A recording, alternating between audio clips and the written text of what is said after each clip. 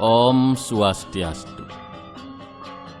Saudara-saudara sedharma dimanapun berada, kita berjumpa kembali dalam acara Mimbar Agama Hindu.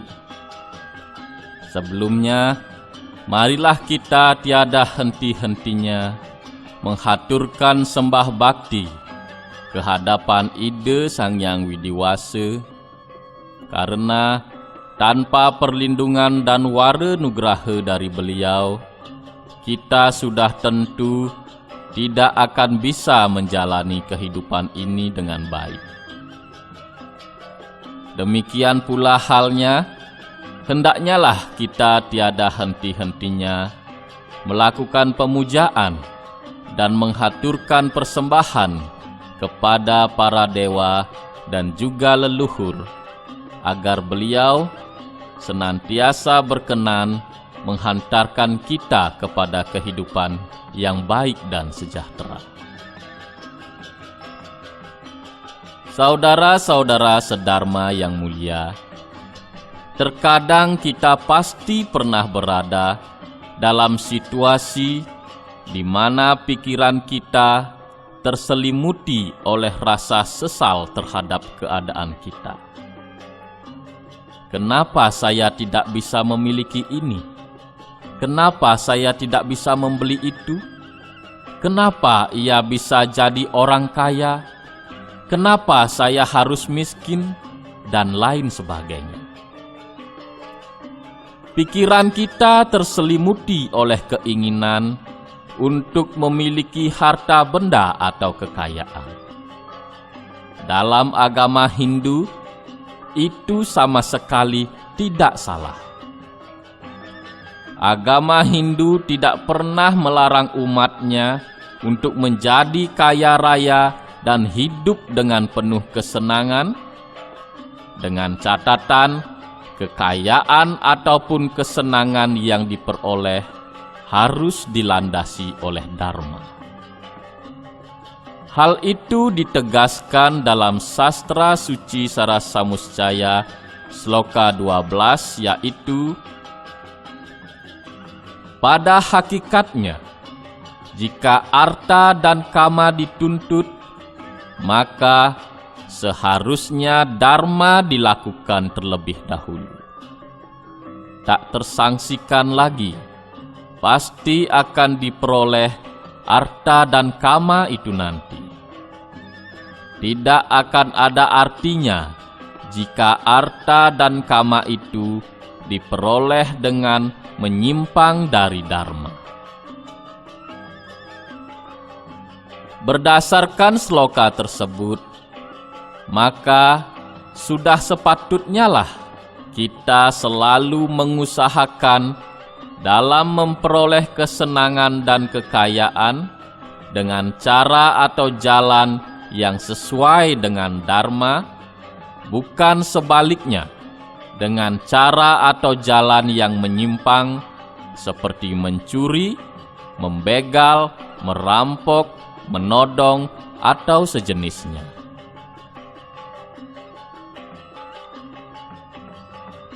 Saudara-saudara sedharma yang saya muliakan, terkait dengan harta kekayaan, pada kesempatan ini saya ingin menceritakan sebuah kisah. Mari kita simak bersama dan semoga bermanfaat bagi kita semua.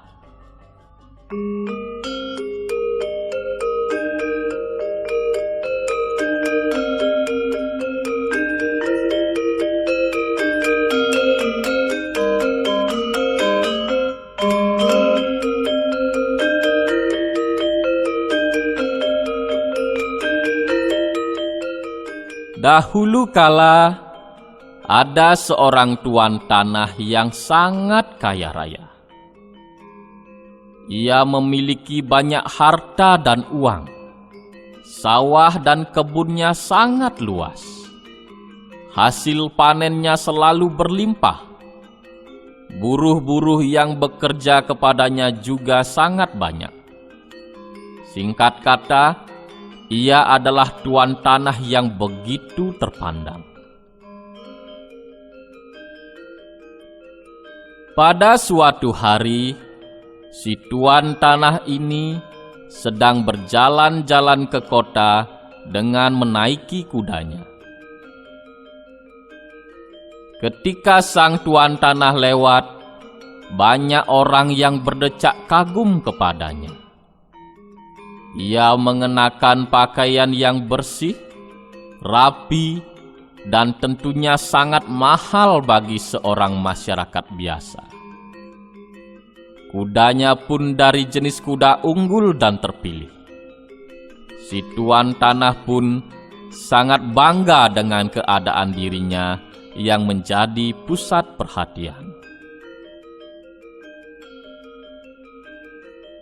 Ketika lewat di sebuah jalan yang agak sepi, si tuan tanah mendengar sebuah nyanyian dari sebuah gubuk yang terbuat dari bedek dan sederhana sekali. Terlihatlah oleh si tuan tanah seorang lelaki tengah memperbaiki sepatu-sepatu yang sudah usang. Tuan tanah pun menyapa lelaki itu. "Wahai saudara, kelihatannya engkau tengah bergembira sekali, sampai-sampai engkau bernyanyi. Suaramu cukup merdu di telingaku." Lelaki yang tengah memperbaiki sepatu itu menoleh dan memandang ke arah si tuan tanah. "Terima kasih, Tuan. Tapi sesungguhnya saya tidak sedang gembira, tapi juga tidak sedang bersedih. Saya bernyanyi hanya untuk menghibur diri supaya tidak merasa lelah menyelesaikan pekerjaan hamba ini." Tuan tanah turun dari kudanya dan menghampiri lelaki itu. "Apa pekerjaanmu sehari-hari?" "Saya hanyalah seorang tukang sepatu, Tuan." "Tukang sepatu? Berapa penghasilanmu setiap hari?" "Hanya beberapa keping perak saja, Tuan." "Ya, hanya cukup untuk beli beras untuk saya makan selama 2 hari saja. Itu juga kalau ada yang datang dan memperbaiki sepatu kepada saya. Tapi kalau pas sedang sepi, saya pergi ke hutan mencari kayu bakar untuk saya jual di pasar." "Memangnya kenapa, Tuan? Kenapa Tuan bertanya tentang itu?" "Kamu hanya memperoleh penghasilan beberapa keping perak saja, dan kamu hidup dalam keadaan sesederhana seperti ini? Bagaimana kamu bisa segembira ini?"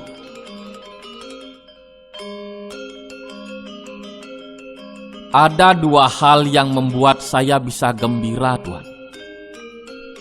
Pertama, saya mencintai pekerjaan saya ini. Dulu saya pernah berangan-angan menjadi seorang pegawai istana, punya rumah tinggal yang bagus, punya pelayan, dan memperoleh gaji yang cukup. Tapi nasib berkata lain. Saya tidak menyesali nasib saya, Tuan. Karena penyesalan bukanlah pelarian. Dulu orang tua saya pernah berkata, jika kamu tidak mendapat pekerjaan yang kamu sukai, maka sukailah pekerjaan yang kamu dapat. Dengan demikian, kamu akan bisa menjalaninya dengan ikhlas. Itu yang pertama. Lalu apa yang kedua? Hal kedua yang saya lakukan adalah saya selalu menyesuaikan keinginan saya dengan kemampuan yang saya miliki. Jika saya hanya mampu membeli sebungkus nasi, maka saya tidak akan pernah memaksakan diri untuk membeli sebuah warung makan. Inilah yang dikatakan oleh orang tua saya sebagai kesederhanaan. Si tuan tanah benar-benar merasa terkesan dengan ucapan-ucapan si tukang sepatu. Baru kali ini ia mendengar kata-kata yang baginya begitu bijaksana. Si tuan tanah lantas beranjak dari tempat duduknya. Ia menuju kudanya yang terikat di bawah pohon. Tangannya kemudian merogoh sebuah tas yang tergantung di pelana kudanya. Sesaat kemudian, si tuan tanah kembali menuju si tukang sepatu sambil membawa kantung yang berisikan 100 keping uang emas. Si tuan tanah lantas memberikan sekantung uang emas itu kepada si tukang sepatu. Hal mana tentu saja membuat si tukang sepatu terkejut luar biasa. Apa maksudnya ini, Tuan? Kenapa Tuan memberi saya uang emas yang banyak sekali? Aku sangat terkesan dengan ucapan-ucapanmu tadi. Baru kali ini aku mendengar kalimat-kalimat yang sangat bijaksana. Bahkan itu berasal dari seorang tukang sepatu. Ambillah uang emas ini, sejahterakanlah hidupmu. Perasaan si tukang sepatu bercampur aduk ketika menerima sekantung uang emas itu. Antara gembira, tidak percaya, menolak ataukah menerima. Dalam kehidupan sehari-hari di mana tangan hanya memegang beberapa keping uang perak saja, sekarang memegang sekantung penuh uang emas. Apakah ini mimpi atau keajaiban? Pikiran dan perasaan si tukang sepatu begitu berkecamuk sampai-sampai ia lupa mengucapkan terima kasih kepada si tuan tanah yang telah kembali pulang. Si tukang sepatu kemudian masuk ke dalam gubuknya. Sesampainya di dalam kamar, ia mengeluarkan semua uang emas pemberian si tuan tanah tadi. 100 keping uang emas. Ini rejeki nomplok. Sesaat si tukang sepatu tertegun dalam kegembiraannya. Di mana akan kusimpan uang emas ini? Oh, ya. Akan kutaruh di dalam lemari bajuku. Aku akan ambil beberapa keping. Aku mau membeli pakaian, sepatu, makanan yang enak-enak, dan aku juga akan perbaiki rumahku.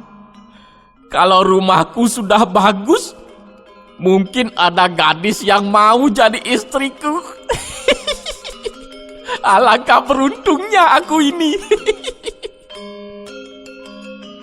Si tukang sepatu lantas memasukkan uangnya ke dalam lemari pakaiannya. Pada sore harinya, ketika ia akan mandi ke sungai, si tukang sepatu merasa khawatir untuk meninggalkan rumahnya. Jarak rumahku dengan sungai tidak terlalu jauh, tapi rumahku akan sepi. Bagaimana nanti kalau ada yang mencuri uangku? Apa yang harus kulakukan? Aku tahu. Aku akan bawa saja semua uangku ke sungai. aku bisa mengawasi kantung uangku sambil mandi. Tapi bagaimana kalau nanti di sungai aku bertemu orang yang berniat jahat terhadapku?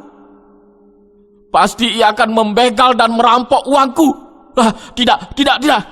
Aku tak akan membawa uangku keluar rumah.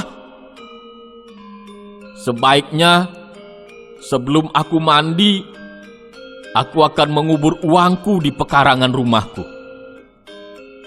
Tapi bagaimana kalau kebetulan ada yang melihat aku sedang mengubur uang? Bisa-bisa ia menggali dan mengambil uangku saat aku pergi mandi.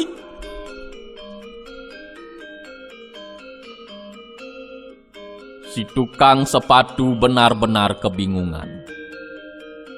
Dalam kebingungannya, akhirnya ia memutuskan tidak pergi ke sungai untuk mandi. Ia lebih memilih tinggal di rumah untuk menjaga uangnya. Pada malam harinya, si tukang sepatu benar-benar merasa tidak bisa tidur dengan nyaman akibat tidak mandi tadi sore.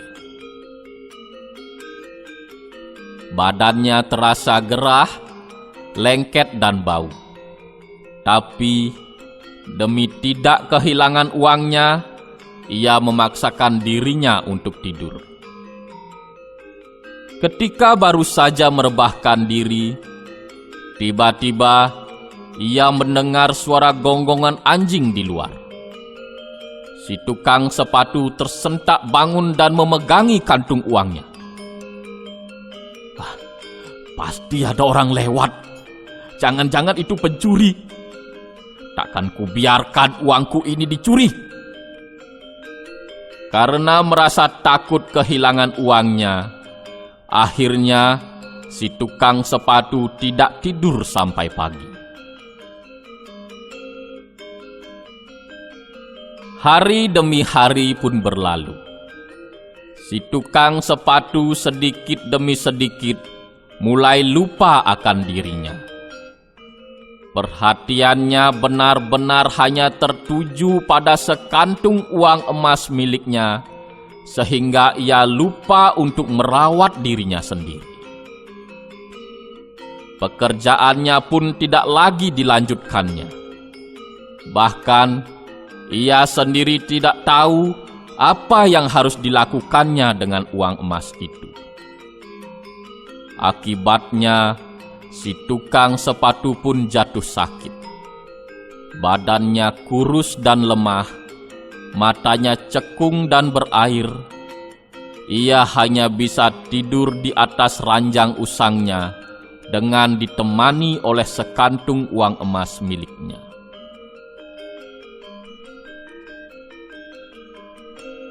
Hingga pada suatu hari, tuan tanah yang memberinya uang emas itu datang berkunjung ke rumah si tukang sepatu. Alangkah terkejutnya si tuan tanah mendapati si tukang sepatu dalam keadaan sakit dan tidak berdaya. Si tuan tanah lantas menurunkan perbekalan yang kebetulan ia bawa dari atas kudanya. Si tuan tanah lantas memberi makan dan minum si tukang sepatu. Si tukang sepatu merasa lega dapat bertemu kembali dengan si tuan tanah. Si tukang sepatu lantas tertidur dengan lelapnya, dan si tuan tanah pun hanya bisa menunggu sampai si tukang sepatu terbangun. Singkat cerita, ketika si tukang sepatu terbangun dari tidurnya, ia mengambil kantung uang emas dan menyerahkannya kembali kepada si tuan tanah. "Tuhan, ambillah uang ini kembali. Saya benar-benar tidak bisa menerima uang ini, Tuhan." "Kenapa begitu? Bukankah dengan memiliki uang yang banyak, hidup kamu akan menjadi sejahtera. Tapi mengapa kamu justru mengalami hal yang sebaliknya?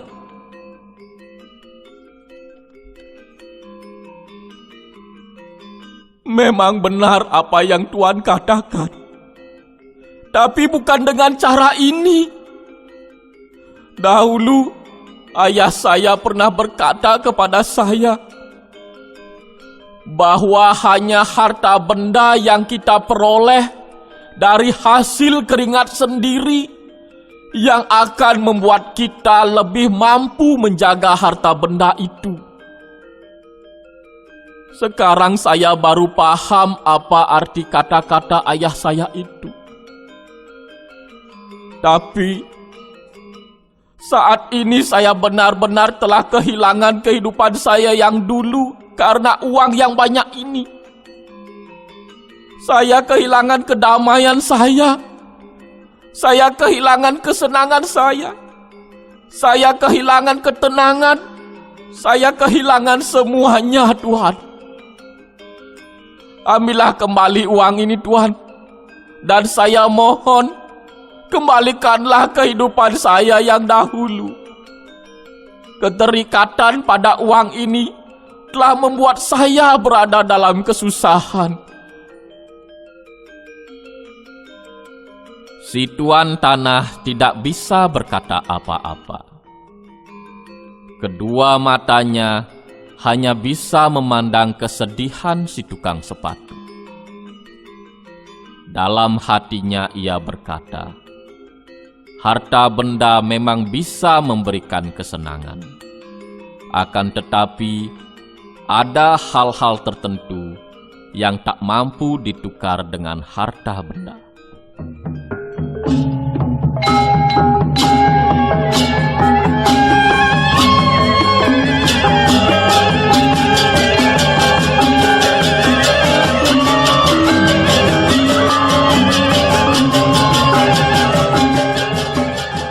Umat sedharma yang berbahagia, dari cerita tersebut dapatlah sekiranya kita ambil maknanya bahwa keterikatan yang berlebihan pada harta benda serta ketidakmampuan mengelola kekayaan akan membawa kita pada kesusahan saja.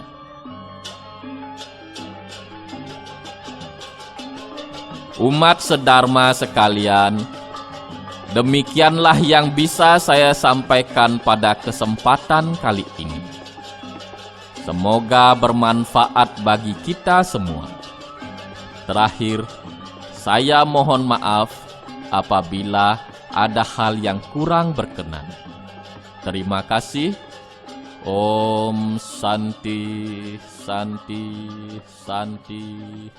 Om.